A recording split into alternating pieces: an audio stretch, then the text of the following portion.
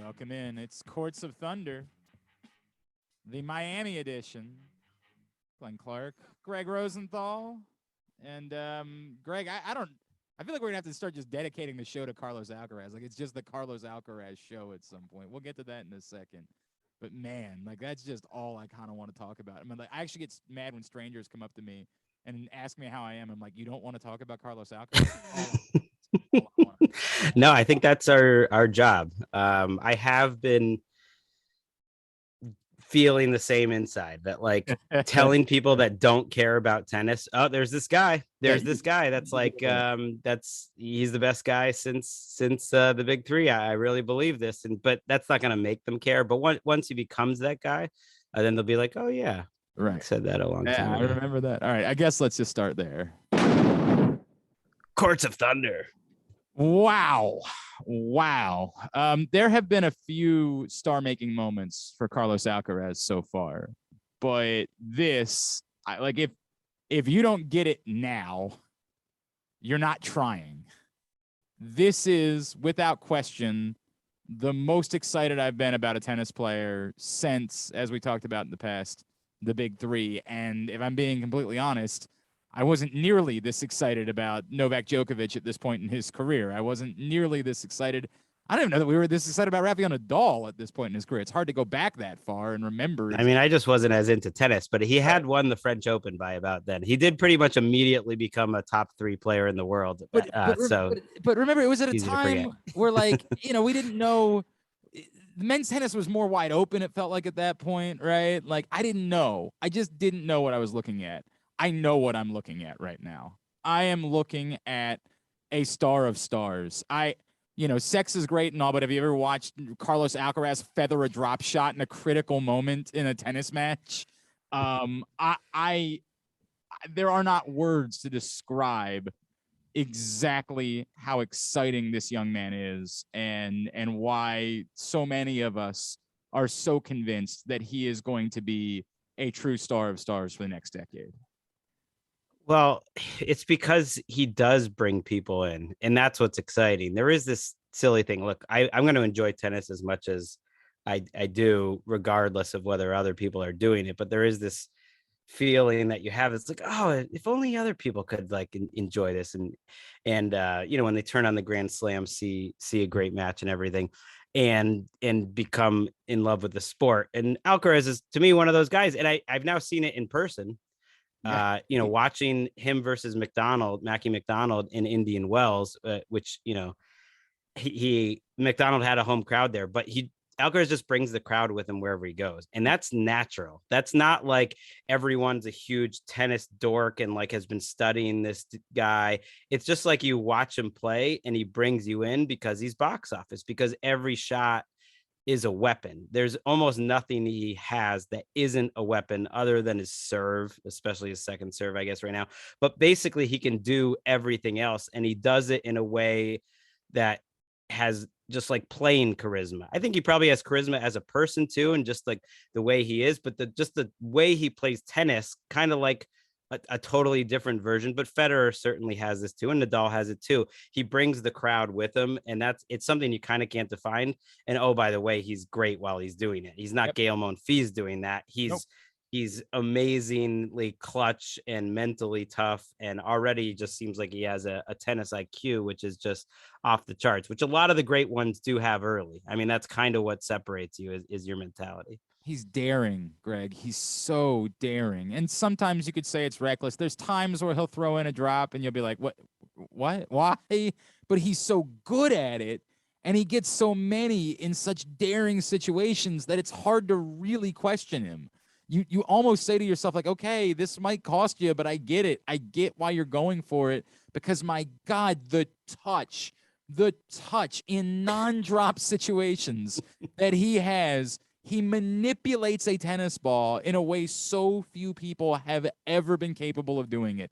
In the middle of a rally, to suddenly say to himself, I can place this ball perfectly just over the net and make it an impossible. And it's a thing of beauty, man. Like, It is so daring and so perfectly executed as an artist that it just leaves you wanting more. It cost him in the first set against Kekmanovic, right? And we'll get back to him. I think there needs to be a story to talk about with him, obviously. But it Right. cost We him haven't even mentioned Carlos Alcaraz won the Miami Open, by the way. maybe. Beat Casper Ruud in the final. He went on a run that was so impressive that Sweet 16, the round of 16 matchup against Tsitsipas, Mm-hmm. like I sort of forgot ever happened. And at the time, I thought that was the match of the The tournament. moment. It was the moment. Yeah. Like you've been 100%. making the thing you said that everyone can't have their moment just by beating Tsitsipas is really stuck in my head. But that was a great match because Tsitsipas showed up and I thought played well. And then Alcaraz went on this just out of body experience from about 5-2 first set to early in the second set, where I don't think it mattered what Tsitsipas was doing. I think Tsitsipas actually played his A- game that night and he lost in straights. I agree. I agree. and then Alcaraz goes on from there. He beats Kekmanovic, which was the match of the tournament, I would say, in the end, which is crazy. And puts Kekmanovic's win over Fritz in some perspective. That it wasn't a bad loss, I don't think, for Fritz. And then Alcaraz, gets through the semis and gets through Casper Ruud in the finals. It was spectacular. It was a wonderful, wonderful thing to witness. I guess there's two things that we still have to say, right? The first thing being we do have to remind, like, he is still quite young. And there are still lessons that we'll have to learn about Carlos Alcaraz, right? Like how he handles now he's a guy. Now he's got to be, I haven't even looked at the odds, but he's got to be legitimately one of the 3 or 4 betting favorites for the French Open, right? Well, right. He's doing all this on hard courts when clay is probably going to be his best surface right now, although who knows. Yeah, I'm sure he is. I would imagine he would be, as long as Djokovic is playing, he would be number 3 behind Nadal and Djokovic. I'll pull it up right just to confirm that in a second, but I can't But fathom. but the thing is, he is the 3rd favorite, by the way. He had some new experiences like that in this tournament. So he was the betting favorite once we got to the semis. This was the crazy part. And I said this to you. I was stunned. He was the betting favorite in the Tsitsipas match. Which was really caught me off by a decent amount too. But I think it's just people betting on tennis are watching what we're watching. Yep. And Tsitsipas has been struggling, and it's no surprise. Everyone is just hammering this dude because the only match that he's lost was against Nadal, and there's just something undefinable that when he was down in that Kekmanovic match, 5-3 in the third set tiebreaker. I mean, it looked like his tournament was probably gonna end there, and that tiebreaker was insane. And he played like Kekmanovic didn't do anything wrong the next 4 points. It was just like 4 box office great points in a row with Alcaraz topping himself 1 point after another. And Courtney Nguyen, who's kind of the goat of tennis podcasters and writers out there. I just remember her tweet right after. She was like tennis that good, like it almost makes you want to cry. That was like peak tennis. And that's one of the fun things I think about tennis is that if you had told me before the year Alcaraz Kekmanovic in the quarters of Miami was probably going to be the most transcendent moment other than the Nadal Medvedev, other than the Australian Open final all year. Like I don't know if it's above the Nadal Alcaraz. No, I'm putting Nadal. The Nadal one and Medvedev is that one. No, I mean even the Nadal Alcaraz match at Indian Wells, I still think is above it. But that's one of the things I think I like about him is that I think he brings out, for at least so far, he's brought out the best in his opponents and in matches. Yep. I think there's a certain type of player. Often it's a player like that who's a counter puncher or can do a little bit of everything. I always thought Simona Halep is like this on the women's side, certainly to a different degree, but she just like plays great matches. And I think Alcaraz has a little bit of that. I completely agree with that. But again, we still have to see disappointment in a slam, something along those lines, how he handles that. But I do think it's relevant that he did this coming off the heels of the disappointment of losing to Nadal, right? Like Indian Wells really kind of was shaping up to be his tournament. That should have been his coronation. The weather and Nadal doing some genius things and a little bit of luck mixed in conspire against him. He loses in the semifinals, and he turns right back around. You bring up Courtney to win. I'm a fan of hers as well. And one of the things she said at the beginning of the Miami tournament that stuck out to me was she said, the Sunshine Double is legitimately the hardest thing in all of tennis. And we'll talk about it on the women's side in a second. But it's such a quick turnaround. It is a legit travel, right? And you're playing a lot of tennis in a short amount of time. You're at stretches of daily matches in there in both places. It's incredibly difficult to do. For him to have the disappointment of losing that match to Nadal and yet to bounce right back and play as brilliantly as he did in Miami, I do think is a great statement about his maturity beyond his years. And the only other thing I'll throw in there is somebody would say, well, we still have to see more 5-set consistency. I mean, we all saw the Tsitsipas match in New York. Like, we all saw it after he legitimately lost a set 6-love in there. I don't think 5 sets is going to be what trips him up, especially at this age. I get it's a different animal. It's a different beast. You know, I understand all of those things, but I don't see anything about Alcaraz in 5 sets that makes me think that he's not completely. As I told you a while ago, I am convinced he is slam winner within the year. I don't think that we have to wait much longer to get to this moment. I think, I mean, I think he's got a shot here within the spring. I agree. Because I think his best chance would certainly be the French Open. Not only did he grow up on clay, but he's playing well right now. Nadal is going to be coming off of an injury. Medvedev is going to be coming off of an injury. Djokovic has barely played this year. He's unlikely. Alcaraz is the best player, of this last month.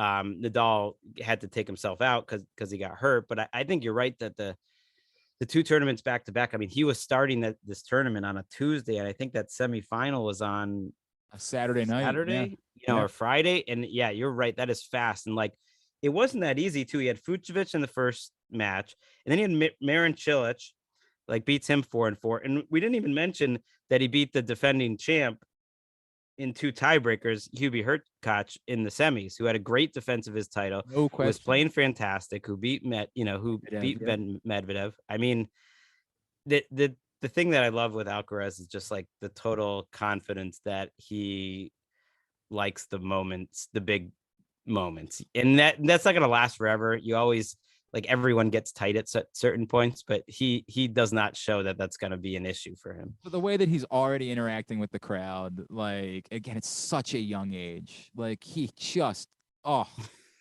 it is hard for me not to get poetic and wax romantic about. We're such fanboys, but I think that would be a good takeaway. I think the listeners of Courts of Thunder can go along for this ride. I think that's one of the reasons I'm excited about it.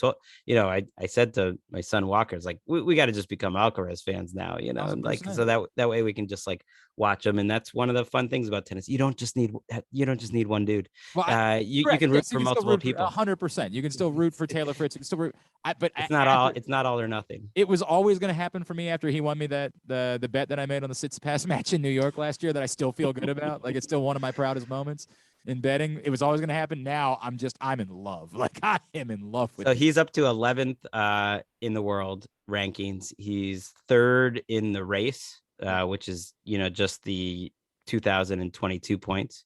Yeah. Taylor Fritz, I believe, is right there. And or maybe Taylor Fritz is 3rd and Alcaraz is 2nd, actually, I believe, in the race. So like, he's off and running. I'm excited. He makes the clay swing, especially if Nadal's gonna miss the beginning parts of it. More exciting on the men's side. Monte Carlo is like now almost must watch for me because of Carlos Alcaraz. And that's not, Greg, I think I've told you this before. I would say clay, while it's not that I don't like it, it's just, of the 3, it's the one that I have the least romantic feelings about, right? Like, it's because I didn't play on clay growing up. It just doesn't mean the same to me. And there's no prime time event, and but Monte Carlo's never been a tournament I've said to myself, like, I've got to spend time with Monte Carlo. Like, I've got to. But Carlos Alcaraz playing a huge tournament on clay right now is, I need to invest time. I need to kind of finagle my schedule around wanting to watch more of Monte Carlo here in a couple of weeks. I used to be so frustrated that like Kay wouldn't play Monte Carlo because I was like, that in Paris is the Masters. You can kind of sneak in and win one because you only have to win 5 matches, I believe. I think the seeds only have to play 5, like it's a 32. It's like that's the shortest path to a Masters title. And they've had some random winners, but we'll have time. Let's stick with the men. Why don't we just go through all the men? I'm very excited to talk about our new dominant force in all of tennis, Iga Swiatek. But why don't we go through the men and then we'll get to her. All right, I'm good with that. Courts of Thunder. I think we have to have a Kecmanovic conversation. Do we? I really do. We'll make it quick. But how do we deny what's happened these last couple of weeks? Like, how do we? It's random. It makes no sense. But it's not just that he's won some matches. Like, he stood toe to toe with Alcaraz for an entire match. He stood toe to toe with him. It says a lot that now we're giving people like a ton of credit just for competing with Alcaraz, but with an 18-year-old. In context, right? Like, I'm not trying to say that Kecmanovic is ready to go win a slam, but I think we have to acknowledge he's a real thing and he's a real factor moving forward. Well, he's a good example of one of my least favorite theories in tennis, which is like if someone's got a really tough name like that, they're immediately less popular. It's like no one really wants Kecmanovic to be like a superstar because people are just trying to like get around Miroslav Kecmanovic. But no, he's had steadily building results this year. He had an incredible run. He's fun. That was the first time I've ever sat down and watched Kecmanovic, but he was fun to watch. And so congrats to Miramar. I think we're underselling it. Back-to-back quarterfinals at Master Series events. Wins over Taylor Fritz, Seb Korda, FAA, Jack Sock, Matteo Berrettini, Marin Cilic. This is a remarkable stretch of 3 weeks that we're talking about for any player. He's 22. So he's just coming into it. You're right. And he's another guy who's played on clay. So he's like another guy added to this ATP mix. There are a lot of guys. I feel like the ATP is now getting a little better depth, like the women, where 20 through 40 are a little more dangerous and a little more interesting of like, oh, that's a second round match. Right. I felt like when I was complaining about men's tennis the last few years, that's been it. It's a lot of it is the first 3 rounds at majors where it just felt like you could almost skip past it with the men. And as we're getting the Alcarazes, of course, but also the Kecmanovics, and I just think there's more depth of these young guys as the generations have turned over. I mean, Miami was the most bold example of it yet. No one over 26 made the quarterfinals. It's a great point. And I think almost the entire round of 16 was the same. It was, because the generation between Federer and Nadal and Medvedev like doesn't exist. So it's like once the really old guys aren't making it, then you just go all the way down to about 25, 26. We need to talk about one of those guys. We've already alluded to him, but we'll talk about that. Okay. Idea that he might be skipped over. Look, I to your point, I had no idea that he played in the 4th round of the Australian Open because I was not paying attention to Kecmanovic. I just wasn't. Like, he was not on my radar in any way. All of a sudden, I look down. I'm like, I better figure out what this dude's. Frankly, and I'm sorry. When we talked about Taylor Fritz, I was dismissive of his win over Kecmanovic. When I remember having this conversation on our Indian Wells show, I said, well, think about the guys that he beat, right? Like, come on, man. He beat Kecmanovic. Well, as it turns out, it's a pretty damn good win that I look back on it now. Yeah, you're right. Kecmanovic beat Tommy Paul, which is a good win, and Sonego in Australia. So that's a nice come up for him. Fritz, I think, backed up his performance fine with a couple good wins, including over Tommy Paul in Miami. So that was nice. He's playing in Houston, which is the American clay court tournament before they go to Monte Carlo. So that'll be interesting to see if he could win that. I want to talk about the would-be number 1 player in the world, though, because Medvedev's season is worrisome for me. I mean, when he makes it to number 1, it comes with an L. And not only does it come with a loss, but as he tweets it out, he has to say, "It is with mixed emotions that I do this week." And it's not mixed emotions because he lost. It's mixed emotions because, Russia had just invaded Ukraine. And then since then, he's lost to Nadal in a final, Yep. and had a tough Indian Wells, and was playing well in Miami, and then ended up playing, I guess, through a hernia. So it's a totally understandable loss. And he tried to stay out there and just totally ran out of gas at the end of the Hurkacz match. It wasn't a bad tournament for him, but I just feel like for a guy who said his spirit was a little crushed at the end of that loss to Nadal, it's been crushed a few more times since, including not getting this number one ranking back. But maybe that doesn't matter in the short term, but he'll be out a month, and he's just being tested right now in a way that tennis will test the good players. But this being particularly unique, of course. Like, tennis does not test you with dealing with what's going on in his country and whether or not. No, I'm putting that even to the side. Just the results and the injuries, in like in a season where in theory things should be going well for him. Actually, he's clearly the best of his generation. He got to number one very briefly. He's had like a lot of heartbreak here in the last 3 months, and now you got new guys. Alcaraz is coming up. Nadal's been the best player this year, and it's just like, yeah, and he has his one Grand Slam in his pocket, and that's nice. But he's at 26. He is in his absolute prime. He wants to be the guy right now, and he's not the guy right now. No, he's not the guy, not singularly the guy. And I guess we're being fair. I don't think there was any reason to believe he was going to be a threat on clay anyway. So maybe it's best for him to use the next month or two, get right health wise. Hopefully, what's the latest with the Wimbledon thing? Does he still have to sign the thing? I don't know, and I do think he can win on clay eventually, and he did win some matches at the French Open last year just because he's great at tennis. I never sort of bought by this whole thing. I don't want to say, okay, I'm not saying he's an utter non-factor. I just didn't buy him as a serious threat to win the French Open, mostly because I just think the guys that are the biggest threats are so good that it was very difficult. Now, if you're taking Medvedev out of the equation and you don't know where Nadal is health-wise, then sure, like he's right there, I guess, among the guys that can win. But I don't think he was a favorite by any stretch of the imagination. No, he's just sort of on my radar as kind of having an interesting arc right now, and he's getting a little lost in the shuffle, but I find him fascinating. Let me bring up Tsitsipas because we have to deal with it. A year ago, I want to say after Wimbledon, we had a conversation about this generation being in danger of being the next gen being in danger of being passed over. Like it never was becoming their moment. And obviously the one exception being Medvedev truly had his moment at the US Open. Team gets to say he's a US Open champion, but I don't even know if he's a tennis player any longer. Tsitsipas is poor guy played his first match in 11 months and then lost in a challenger and got COVID the next day. He's had some tough luck.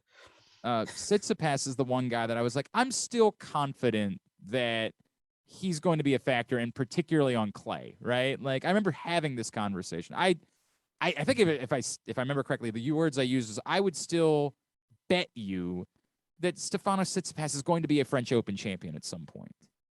And he was up 2-0 against Rafael Nadal. Of course he was, right? That one's gotten forgotten quickly after the Medvedev match, but that was a heartbreaker, and I think that's part of he's taken a while to get over that. He's taken a while to get over it, and I think there's a real danger here. That's his best surface, and now we're immediately elevating someone else above him in terms of the pecking order on that surface. We think, next gen is going to pass him. Yes, unlike really all of the guys in it, unlike Alcaraz, and I would say more close to almost his entire generation, he has shown very human moments in pressure situations. I mean, I think that's partly what he's known for. He's putting himself in those situations, but I think him and Zverev especially are carrying that. I think Medvedev, I don't feel that's a problem with Medvedev. He's just come out on the end of some tough matches against great players. But with Tsitsipas and Zverev, they've absolutely shrunk in the big moments. Yeah, and one of those things gives me great joy. The other one does not. I don't have joy in Tsitsipas losing. I get that there are people that don't like him because he manipulates the bathroom breaks. Man, it's a tennis thing. Like I don't like it. I'm not telling you I'm okay with it. He's a goofball. He's a value add. I feel like I like him less than I used to, but I like that. I like him in the mix. I agree with that. I agree He's with a little that. like your guy Jensen Brooksby. Well, we should Um, talk him. We should want talk to you him. want to go there now? You want Yeah, to? please. I haven't really hit the button much as we've been jumping from topic to topic on the men's side, but just for the people that enjoy it. Courts of Thunder. I mean, we got to get this guy Brooksby under control here. He's almost killing ball boys throwing his racket. I was really surprised they didn't default him. You and I talked about this in the last episode. I was like, I still like him, but I'm getting a little wary of some of his antics. And then we see this. Did I see that the ATP sent out like a memo about trying to further police some of this stuff? Oh yeah, a sternly worded memo. Yeah, they're out to lunch. Kyrgios had his meltdown, and they felt like they tried to be a little harder in him, I think, but it wasn't for the right reason. It wasn't for the time when he had the racket abuse and almost had someone too. His was for making fun of Carlos Bernardes. Yeah, it just feels like the ATP's toothless the second they didn't really suspend Zverev for hitting the umpire or hitting the chair right beneath the umpire. That was kind of like open season for everyone. Let me read. This was what was sent out.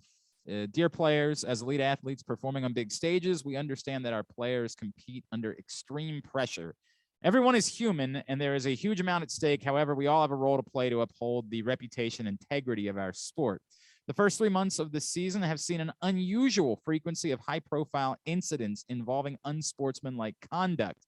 This includes serious cases of verbal and racket abuse. We have seen too many dangerous moments with officials or ball persons caught in the crossfire of aggressive or disrespectful conduct. These incidents shine a bad light on our sport. This conduct affects everyone and sends the wrong message to our fans, especially young fans. Effective immediately, and as we head into the clay court swing, the ATP officiating team has been directed to take a stricter stance in judging violations of the code of conduct. Additionally, we are also undertaking a review of the code as well as the disciplinary processes to ensure that it provides appropriate and up-to-date penalties for serious violations and repeat offenders. Further information on that will be communicated later in the year. What do you make of that?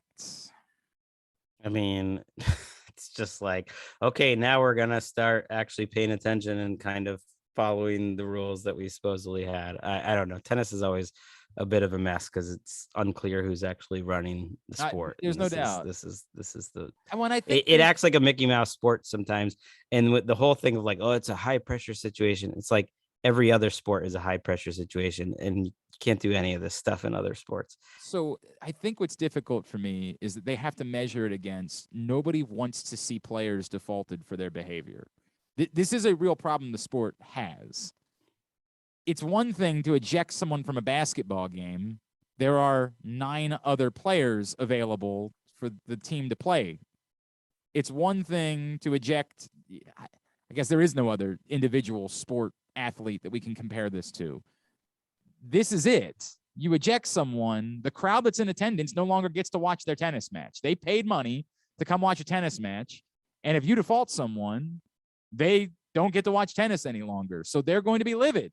The people that are at home don't get to watch tennis any longer. You are impacting the but if you suspend Alex Zverev after smashing his racket, that's while staring at the umpire, no one's gonna miss him.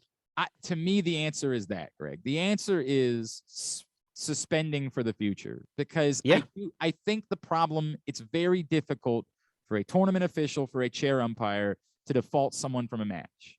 I think it's an incredibly difficult thing to do given the circumstances. But I think it has to be made very clear. But if you do it, you ain't playing in the next tournament. And there's the baseball side of this, which is that like they hand pitchers 9-game suspensions and teams can line it up so they only miss one start, right? There's like a wink, wink, nudge, nudge to that. It has to be a serious penalty. Like, you don't get to play in a Masters event. You don't just get to say, you're suspended for the next 3 weeks. And the next 3 weeks events are, the Yeah. Houston clay Yeah, tournament. if it happens in a Masters event, you're out of the next one. I think it kind of makes sense. It's kind of like getting a red card. It's like you're out for the next one.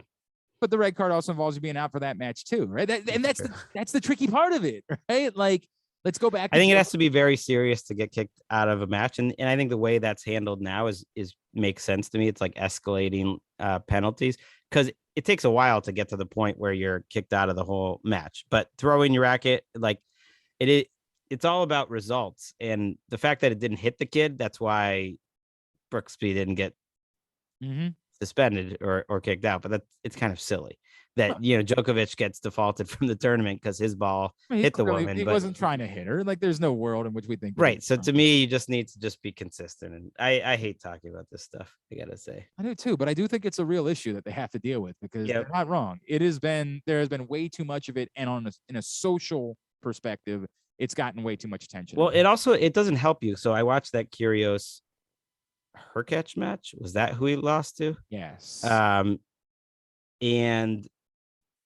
Kyrgios had just made the quarters of Indian Wells. In Miami, he beat Rublev, Fonini, and then he had his meltdown. It was Sinner. Sorry. Oh, it was Sinner. That's who it was.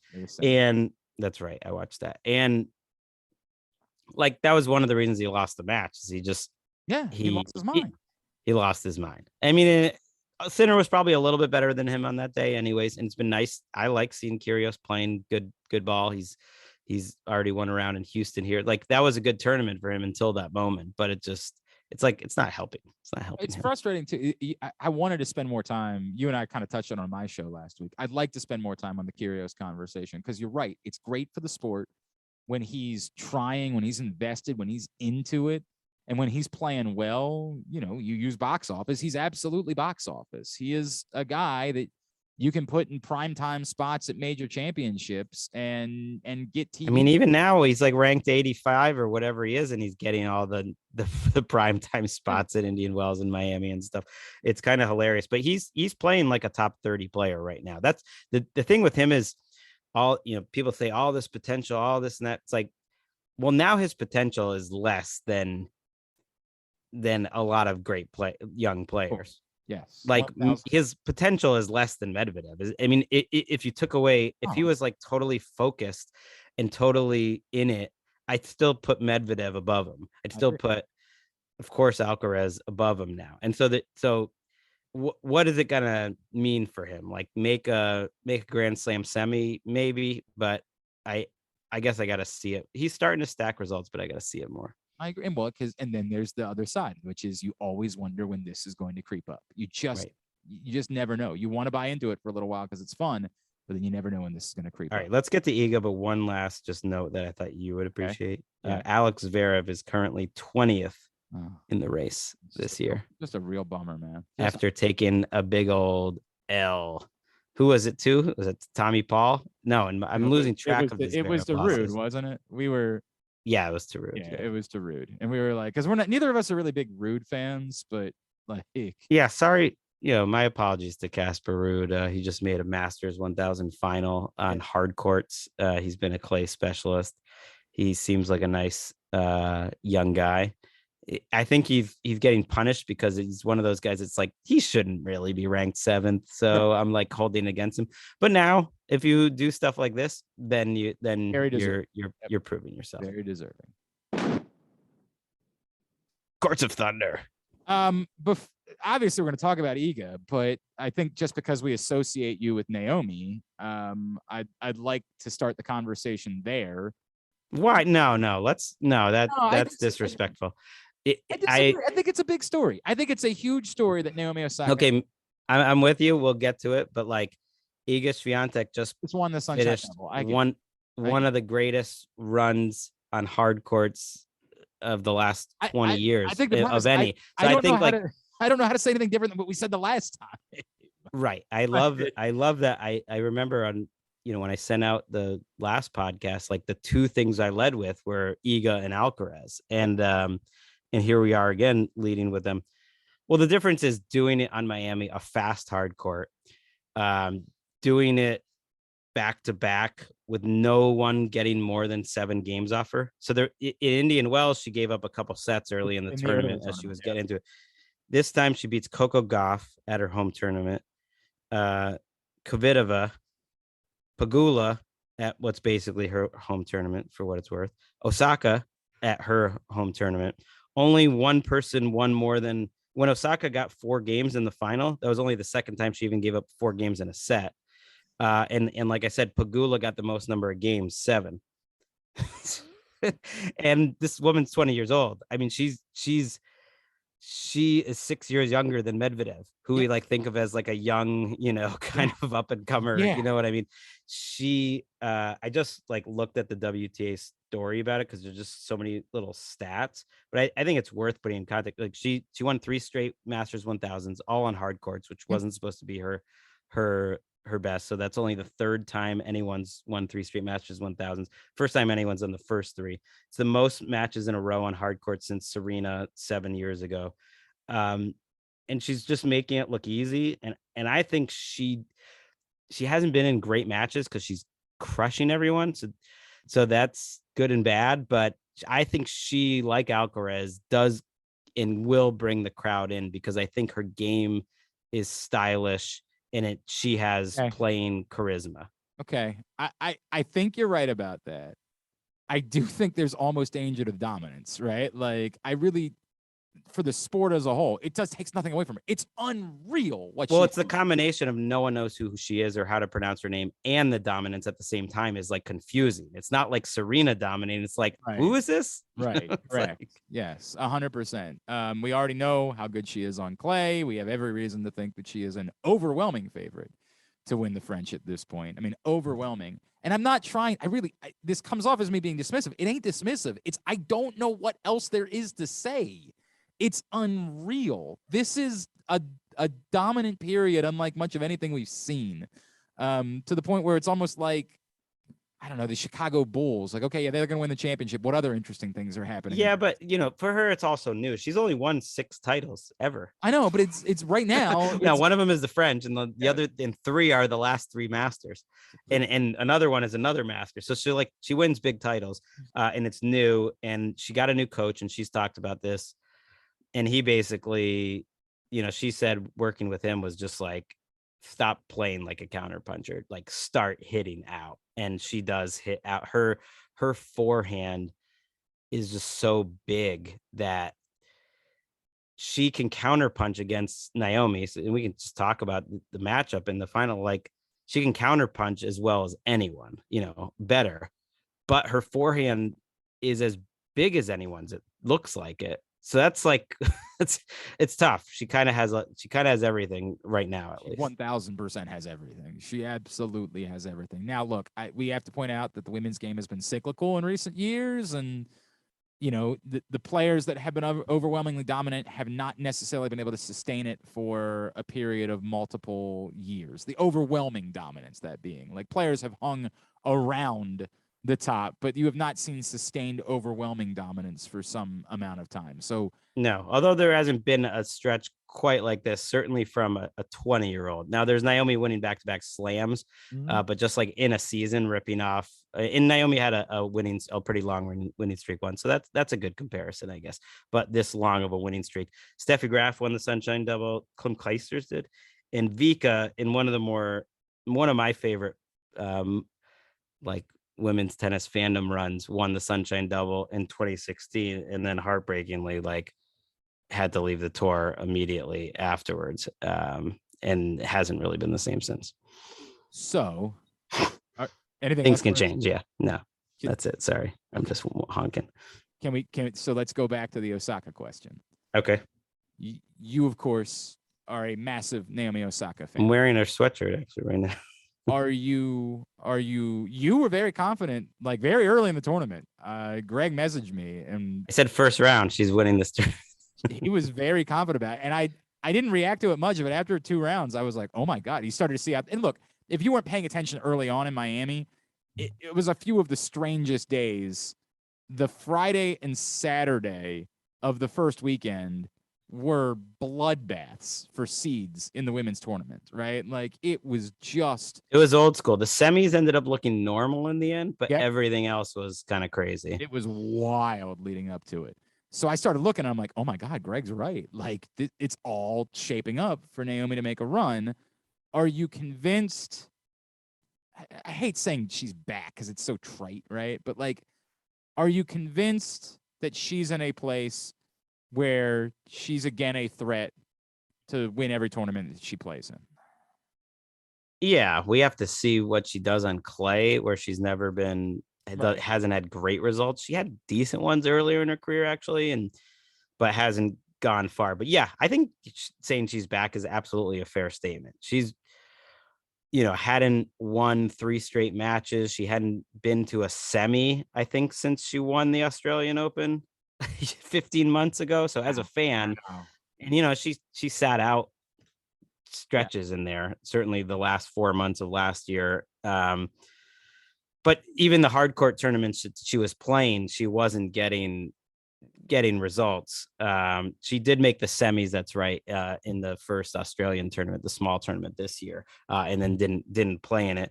But all I said that statement actually after watching her post game talk with the crowd, and that was all I needed. She was dialed in the first match, and she was just saying how like this is my home tournament, and I'm just like so happy to be here, and I'm just ready to go. And then I saw the quotes that she after beating Kerber that she saw on Tennis Channel Wozniacki picking the draw, and Wozniacki was like going through the draw, and she goes like, "Yeah, I think Kerber is gonna get through there, and she'll probably play Collins. Like, I think she'll be able to take care of Naomi." And Naomi like registered that and then called out Wozniacki for that in the post game press conference, just like, and she was just like, "Dang, like I know my results haven't been great, but I still So kind Naomi of think I'm a Osaka. threat. You have me losing to Kerber." I mean, there was a little bit of swagginess there. It's like, dang, you have me losing to Kerber, who's a top 20 player. But once I heard that, I was like, okay. And she did. She rolled Kerber. She rolled Collins.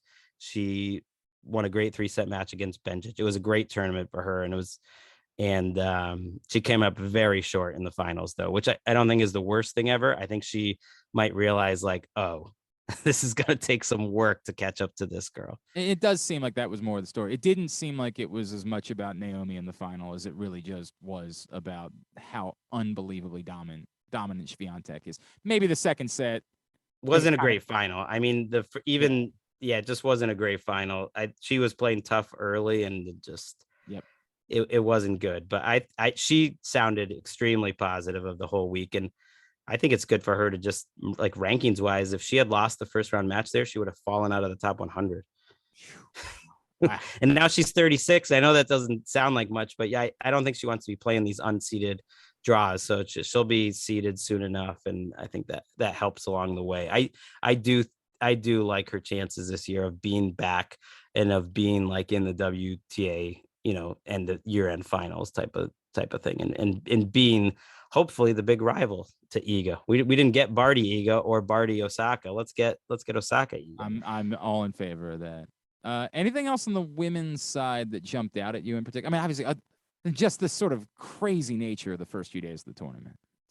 I know I'm honking. I'm droning on and on too much. I just remember. Do you remember who the 1 seed of this tournament was? Don't Don't I look. don't remember at all. Asked I you. don't. I'm telling you, I don't. It was Arena Sabalenka, because the rankings were actually based on a couple weeks before, and she's had such a messy year. I think she's down to 6 in the actual ranking. So she was the 1 seed in Miami, lost early. It was another ugly match. So as you've mentioned, like it's not like her time is passing. She's a young player, but she's she's trending down right now, and that's got to be frustrating for her. But it's like the women's game has largely been cyclical. It's largely been cyclical. There's players that have been playing really well in certain stretches, right? Out of nowhere, there's a Camilla Giorgi run, right? Like it has largely been cyclical on the women's side over the course of the last 2 to 3 years. So it's not her moment. Although Right this now. year has been total dominance. It's been Ash Barty and Iga Iga Swiatek. Swiatek, right? But that's we're talking One of about them's retired though. right, but and we're talking about 3 months, right? Like we're Right, talking about that's a fair. 3 month span That's in fair. which they've been dominant. So That's fair. I watched Raducanu fail to close out a match for, I forget what the numbers was, but I feel like she's served to win the match and lost the match in her last like 3 or 4 tournaments. okay, So it's a bit of a tough scene when you watch her. Like she looks like a great player, and then she gets to the end of these matches, and every time she comes up short. Like she loses from ahead, and she has struggled since winning that U.S. Open. She has essentially had no results.